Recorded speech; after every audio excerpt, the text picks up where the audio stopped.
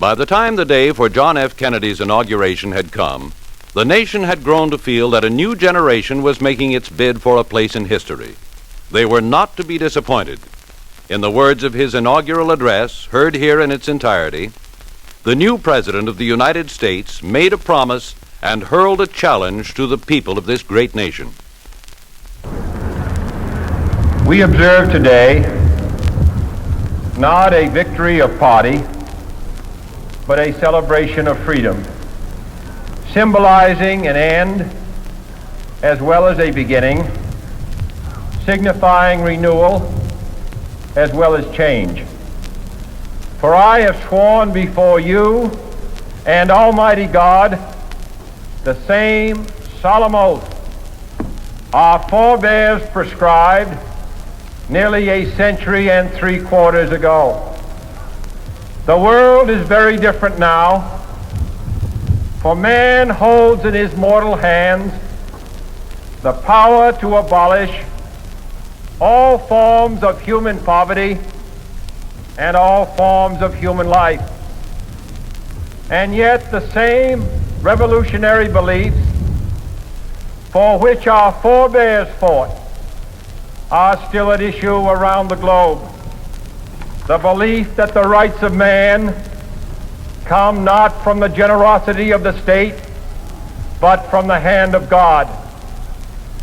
We dare not forget today that we are the heirs of that first revolution.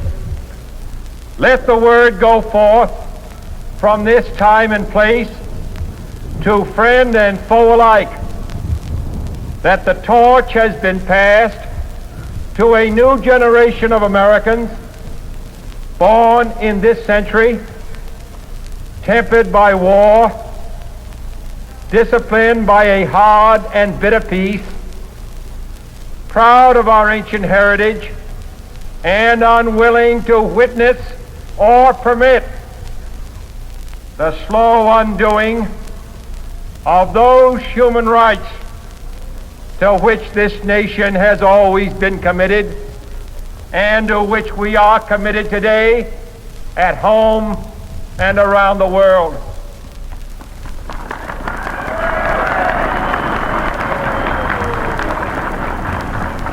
Let every nation know, whether it wishes us well or ill, that we shall pay any price, bear any burden, meet any hardship, support any friend, oppose any foe to assure the survival and the success of liberty.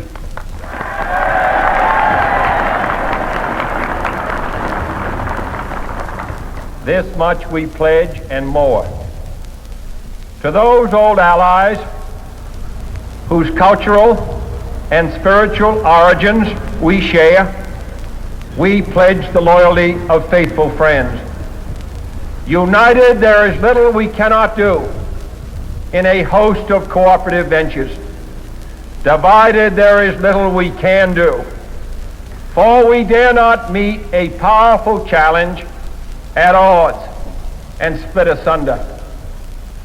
To those new states whom we welcome to the ranks of the free, we pledge our word that one form of colonial control shall not have passed away merely to be replaced by a far more iron tyranny. We shall not always expect to find them supporting our view, but we shall always hope to find them strongly supporting their own freedom, and to remember that in the past, those who foolishly sought power by riding the back of the tiger ended up inside.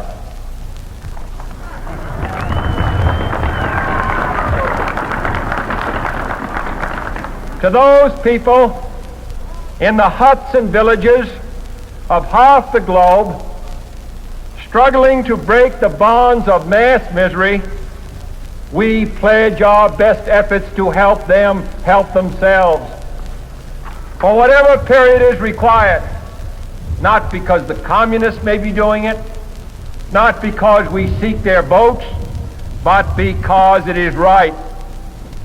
If a free society cannot help the many who are poor, it cannot save the few who are rich.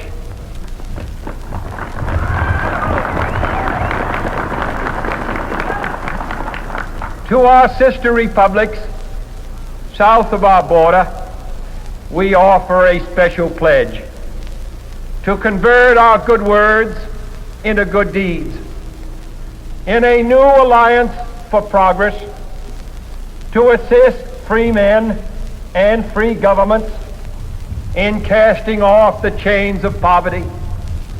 But this peaceful revolution of hope cannot become the prey of hostile powers.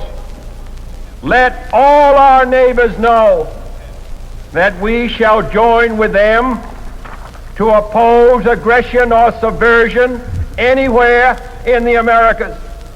And let every other power know that this hemisphere intends to remain the master of its own house.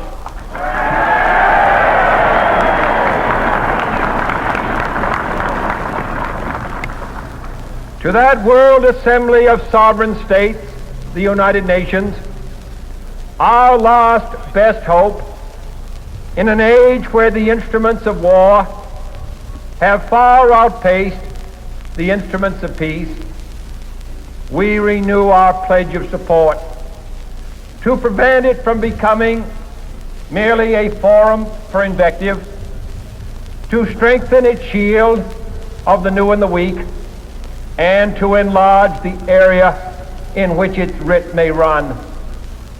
Finally, to those nations who would make themselves our adversary, we offer not a pledge, but a request that both sides begin anew the quest for peace.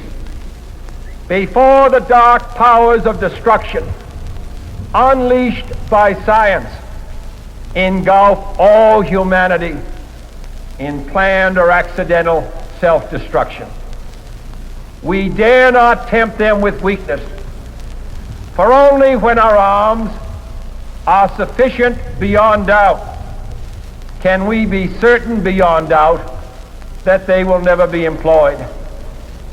But neither can two great and powerful groups of nations take comfort from our present course, both sides overburdened by the cost of modern weapons, both rightly alarmed by the steady spread of the deadly atom, yet both racing to alter that uncertain balance of terror that stays the hand of mankind's final war.